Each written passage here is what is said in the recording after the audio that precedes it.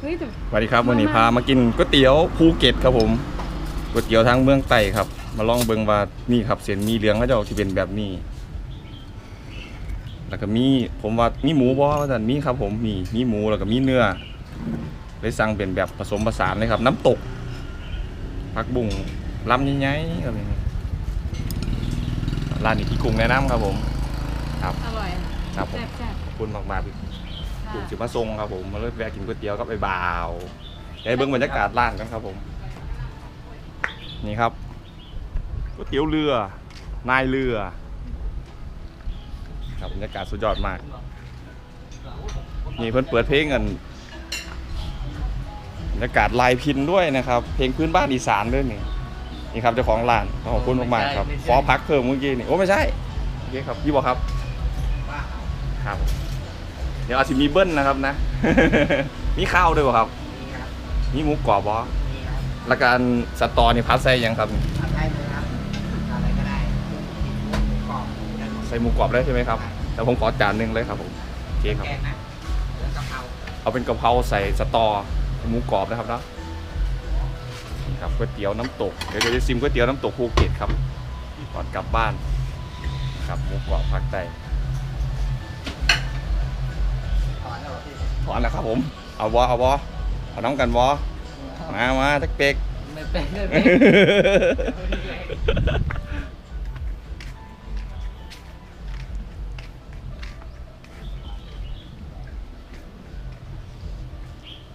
จะปิดพัดลมไหนนะแต่จะปิดพัดลมไหนนะมันจะเข่ากล่องมันจะวูเธอไปสุดๆกันนะสินั่งฟังเดียวกันเลย3 คนเลยพี่กุ้งแง้ไปนั่งกลางไปแล้วเอาพี่กุ้งนั่งนี่นั่งตรงกลางนี่ครับ หามุมกล้อง ผมจะนั่งตรงนี้โอเคบอเอาเนี้ยไปอีก เอาไปไหนอีกอะ ผมจะนั่งตรงนี้นะ อ๋ออุ้ยกบหนูแล้วนี่ ได้แลบ12 นุ่มเลย อ๋อเหรอ ครับ ฉันต้องภูมิใจใช่ไหม ครับ เป็นห่วงจะตายเมื่อคืนเนาะแต่ตายคืนไหนเนาะเป็นไหนเนาะนอนใส่เนาะ นี่เด้อครับเด้อพี่กุ้งสาวบึงการ เพิ่งตื่นค่ะ ครับผม ยังไงจ้ะ นี่หรอก กินกันเลยครับ ไอ้ เรี เบา ยบร้อย ไอ้ เกียบ เบา เมียแล้วไอ้เบา อะไรนะ อีน่า หน้า อีนาค เอ้ยอีน่านี่ คำอุทานของไอ้เบาพันธุ์พื้นเมืองครับอีนาค อีหนัก กับผิดไทย หันหน้าหันหน้าปะทู่หันหน้า อ่า ใส่ลงไปเยอะๆครับผม เริ่มใส่น้ำตาลครับแต่ว่าไม่ต้องใส่ก็ได้ครับ หน้า ปาด ลอก แล้ว หน้าลอกหน้าลอกหน้าลอก ของพี่กุ้งที่เป็นเซนมาม่าครับมาม่าน้ำตกของไอ้เบาเซนเล็ก พูดเอาแซ่บเลย แล้วก็พักที่แรกที่เพิ่งเก่ามาหลายหรอกครับแล้วผมขอโหระพาเพิ่ม สุดยอด น้ำไม่ขอเขาเพิ่ม หาว่าหนามึนเลยเขาว่า ขอได้ขอได้เลยได้ ดิซอสพริกบ่ ขอที่ท่านลืมใส่อะไรไป เป็นขวดเลยครับผม โอ้ไม่เหลือให้เลยเหรอ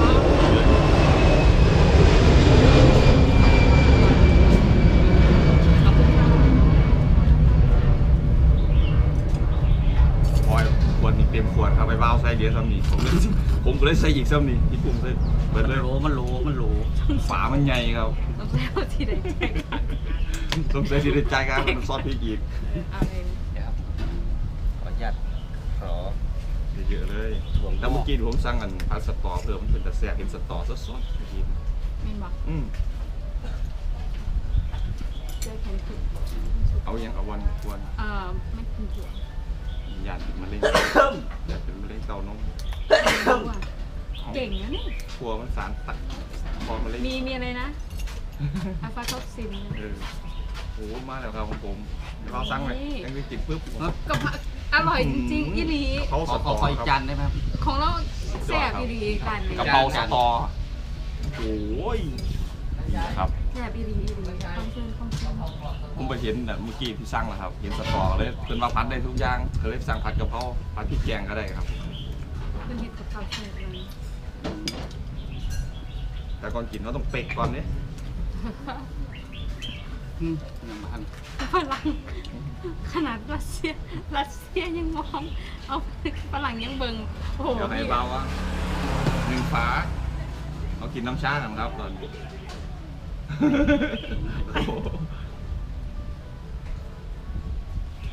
ข้ามเลยนะข้ามเลย ครับ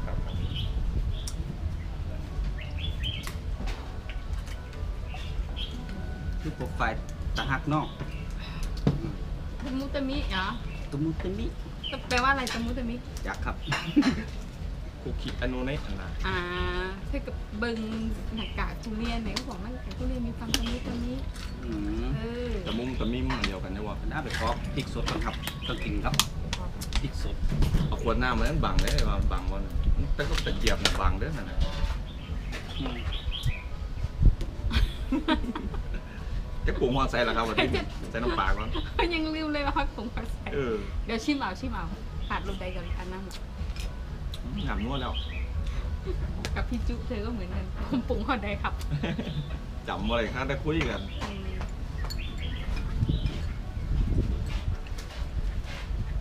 พี่กุ้งกินน้ำมันย บ้าครับชีวิตโอ้ย เรียบร้อยอีกแล้ว ขอโทษ นี่ครับช่วยบาวมาสร้างน้ำพริกกันนะครับแซ่บมากครับเราบอกเลยว่าต้องก๋วยเตี๋ยวนูดเดิลก่อนครับขั้นแรกเดี๋ยวใส่ให้หมดครับอันนี้มีพริกเผาพร้อม ต้องกินแบบนี้ครับ โอ้ยจริงเหรอ ได้เหรอ ได้ ป้า ครับ การละสิโอ้ยหมา เดี๋ยวผักได้ผมมีกะปิครับผมภาคอีสานแต่มีกะปิไปกินกับ นี่กะปิไม่มีกะปิไม่มีกะปิ มีกะปิไม่เอาครับไม่เป็นไรแค่ถามก็ซื้อ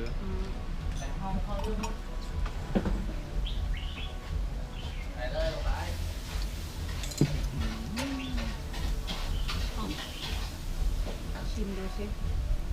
ผ่านไหมก็ บอกเอาพริกมาครับ คงไม่ต้องลืมเพิ่ม ตอนน้ำเพิ่มแซ่บด้วย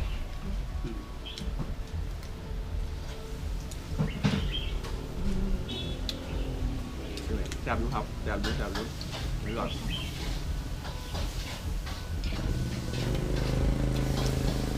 คือฉันมักหวานนิดหน่อย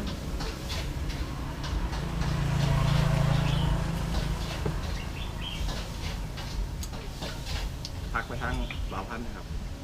โอเคนะครับ เดี๋ยวแป๊บนึง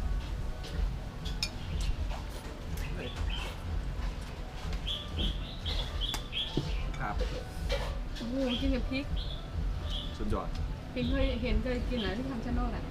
อืมเนี่ยเพราะว่าขอเพิ่มอีก ได้ไปขอความลับบ้างไหม ขออยู่ครับอธิษฐานอยู่ขอภูอยู่กับย่าอยู่ ไม่แต่กุ้งมันขอที่ฐานเรื่องซื้อที่อะไรก็ได้นะ ครับ ความรักก็ เอา อืม เวนบอลรักพังที่วังย่อง ใจชอบ รัก ครับ พังที่ปากตอง ว่าเดี๋ยวปลาตองมากครับขึ้นหรือมาสดก๋วยเตี๋ยวแกงแห้งเลย พี่กุ้งไม่ได้ไปนะคะหนุ่มๆเขาไป มาลองเส้นมีเหลืองผักไต่ มีกระป๋อง นี่ครับมาแล้วสั่งเพิ่ม สุดยอด เมนูยังก่อนเนี่ยเอาหมูกรอบ เอาหมูกรอบ สตอครับใส่สตอด้วยครับผม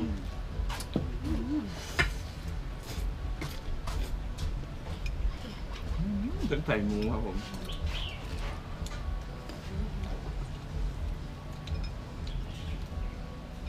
สุดยอดน้ำซุปแซ่บมาก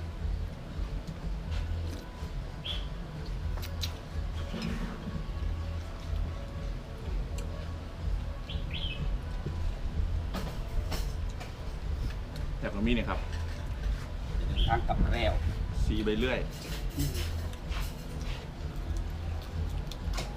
ภาษาข้างเขาเอิญหอมอยู่ เปรย์ สนันแหน่เขาเรียกอะไร ผักเสริม เสริมได้เลย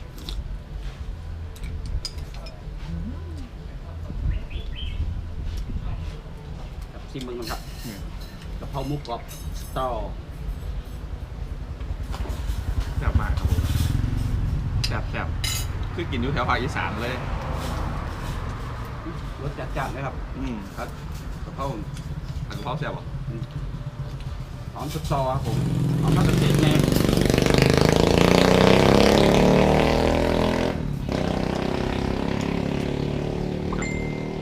ใส่หมูแบบเต็มๆเลยหลายอย่างเลย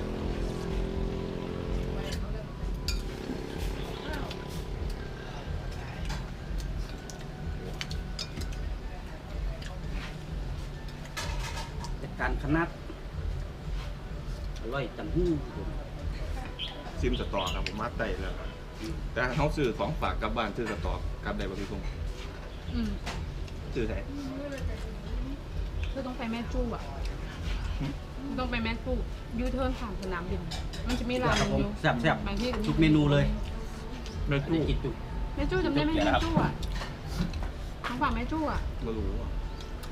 ที่เป็นน้ำพริกที่แม่ติ๋วชอบที่เป็นกุ้งตัวใหญ่ๆอะ ต้องขอบคุณพี่กุ้งมากๆนะครับทั้งไปและกลับเลย มาถึงแล้วก็ต้อนรับตอนกลับก็ต้อนรับอีกส่ง หัวคลิปท้ายคลิปอะ ขายคลิปเลยขอให้มีสุขภาพร่างกายแข็งแรงครับผม สวยวันสวยคืนครับ ขอบคุณค่ะขอบ ค คุ รับ ณ ค ค่ะ รับ เช่นกันเด้อ อยู่ดีมี สวย แห้ง วัน เด้ สวยคืน อ เด้อ อยู่ดีมีแห้งเลยหลายหลายแต่แฮปปี้เบิร์ดเดย์เดย์ย้อนหลังครับผม โอ้ เมื่อ ขอบ คืน คุณมากขอบ ครับ คุณ ผม มาก ดีใจค่ะดีใจ ครับแต่ไม่ได้มาปาร์ตี้ในส่วนนิดนึงครับผมก็ขออภัยด้วยครับ โอ้ไม่เป็นไรค่ะ ผู้ชานร้อยเพิ่มปรุงเพิ่มอีกแล้ว ครับเอาน้ำมันเบิร์ดแล้วโอ้ยมาสิ โด้วยเบา มาสิเบิร์ดแบบ เอาจังสิพี่บ้าวเอาแบบนี้ เวลาขึ้นรถเนี่ยเขาขึ้นก่อน บ้านเขาเช็คเขามาเห็นเครื่องปรุงแล้วรถสีเขาสีดา โอ้แย่นครับ ดับแนวก็เยาเบิร์ดได้เลย ภาษาอีสานดับแนวเบิร์ดได้เลย ซอสเหมือนความขวดนะซอสพริกใส่ มันแสบครับผมต้องกินให้มันแสบ ต้องให้พี่กุ้งขึ้นรถก่อนนะ เดี๋ยวพวกเธอค่อยตาม แล้วเขาสีแลนน้ำกลดเลยเดี๋ยว ไม่ได้ยิน เลยครับผมกิน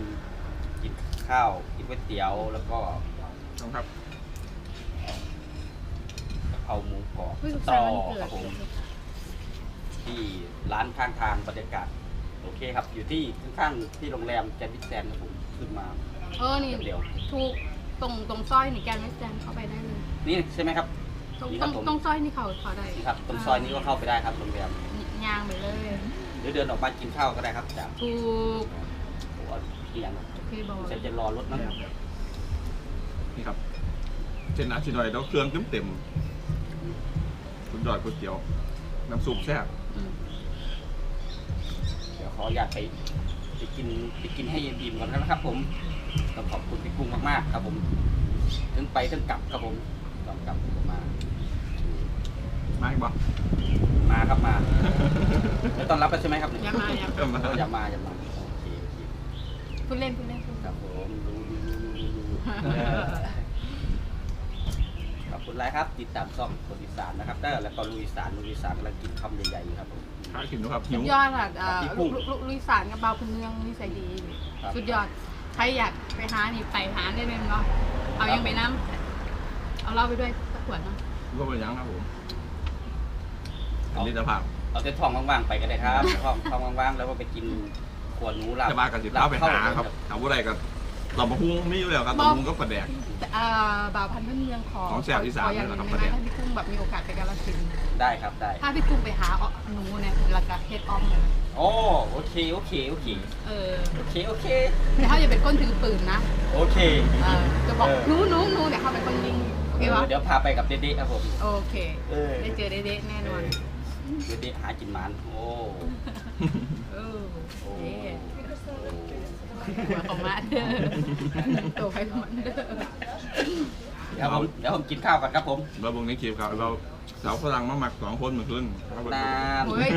จริงสเปคอย่างนี้พี่ดีฝรั่งมะผิวเข้มๆแบบพี่บ่าวอ่ะำผมไม่เคยเห็นรู้ตัวเลย จริงแล้วน่า มี แต่ แต่กินหน้าคณะ มีร้านโตมองเลย ปลาทูขนาดนะ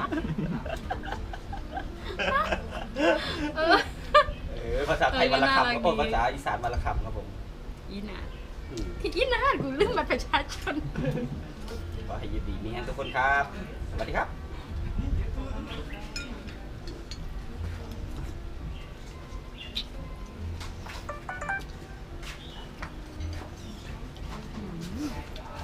แซ่บมาก หมูกรอบแก หมูกรอบแซ่บดีได้เยอะกว่า เหนือที่แตกแต่เอาหนัง จานทะเลจานทะเลทุกคนก๋วยเตี๋ยว 30เอง บอก ถ้าพิเศษเอา3,500เอาน้ำอยู่บ่น้ำเย็นอยู่บ่ บอกเขาไม่รู้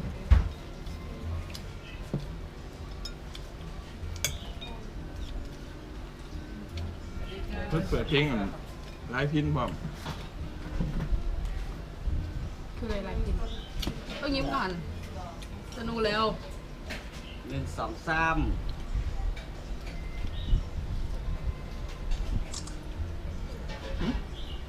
เขาให้ใครบอกไหมทำอยู่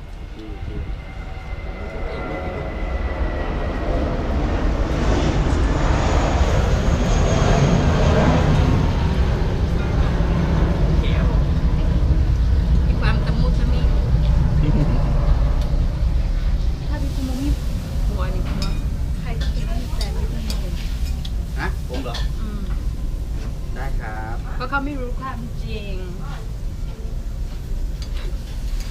ยังคุย24 ชั่วโมงยังคุยอยู่ บอก ไม่ถึงอ่ะ เขาถ่ายคลิปอยู่ บออยู่แล้วเอาลืมไปเลยโอ้ลุยสารตกสูตรดีครับ เห็นแล้วเห็นนั่นละ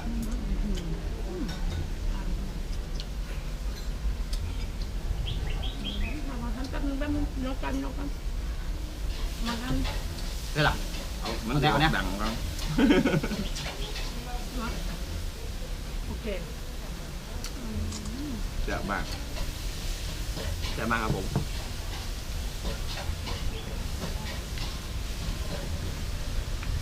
สุดยอดทำเดี๋ยวก็อิ่มเราได้หลายครับ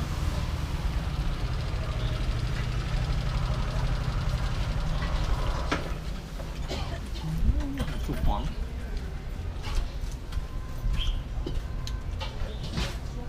สองคนพี่กุ้งครับร้านนี้แซ่บไปเลยกินเขาครับวันนี้เนี่ยเด้อครับ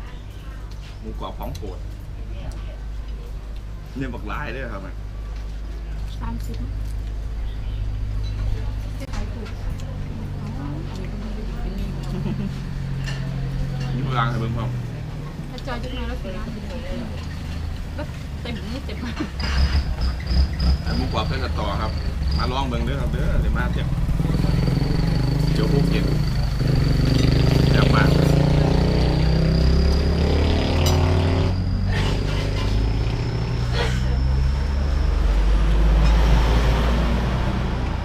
ถ้าเป็นกระป๋าก็ต้องครับเข้มข้น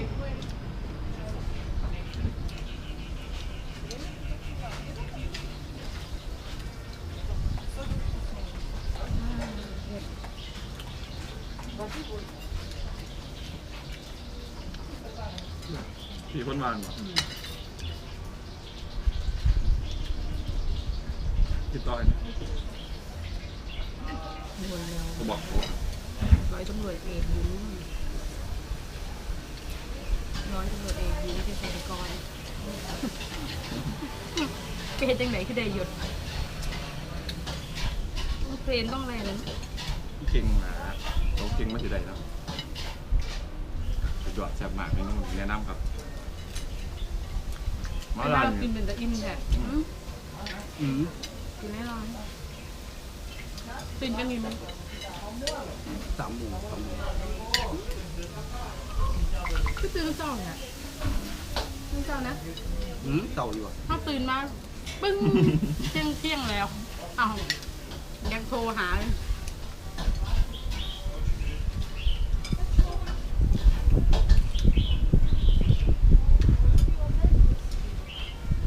ลืมขอบคุณพี่ยังแฟนพี่กลุ่มนะชื่อยังก่อนเนี่ย บอกว่าซื้อ ลุยอ่ะ ไม่ลุย ขอโทษครับจำไว้จำคิด ไม่เป็นไรหรอกมันขับทั่วโลกบางทีมันอาจจะจำมันยากนะไม่ต้องจำหรอกเพราะว่าไม่ได้สำคัญอะไร จริงยังไม่ได้เหมือนซุปเปอร์สตาร์ใช่ไหม แล้วเพื่อนนั่งก๋วยเตี๋ยวออกมาจากโรงแรมนิดเดียว ตรงมาเร็วตรงมาเร็วซ้ายตรงมาเร็วซ้าย ตรงมาเร็วใต้ ขวาขวาขวาขวาขวาขวาขวา ตอนนี้อยู่ไหนตอนนี้ ใช่ถึงชั้นตรงมาเร็วซ้ายต้องขวาหนึ่ง คุยกับพี่กุ้งแล้วพี่กุ้งบอกคือ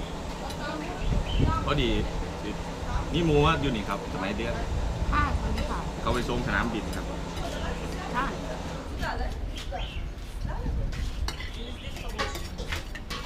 วอเตอร์พาร์คสตาร์ทังเกิลใช่ไหมคะน้องออกมาเลยแล้วก็เลี้ยวขวาจ้ะ Если нет, то вот здесь магазин есть. นะ А где? อันหน้ารถสีอะไรอ่ะ สีขาวจอดอยู่ใช่ไหมตรงมาเลย เห็นรถอยู่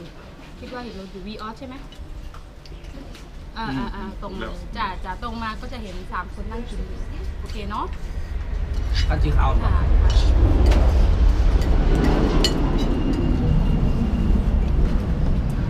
Позови ребят.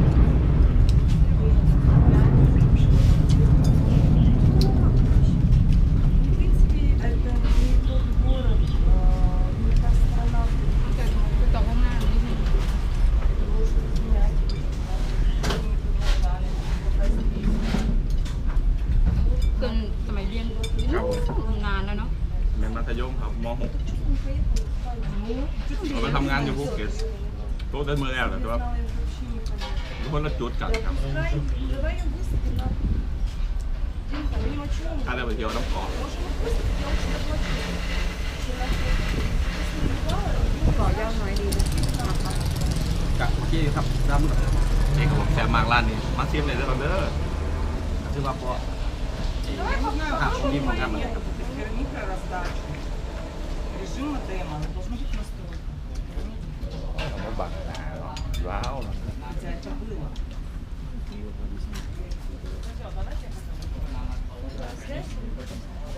В самом начале, да. Режима демо.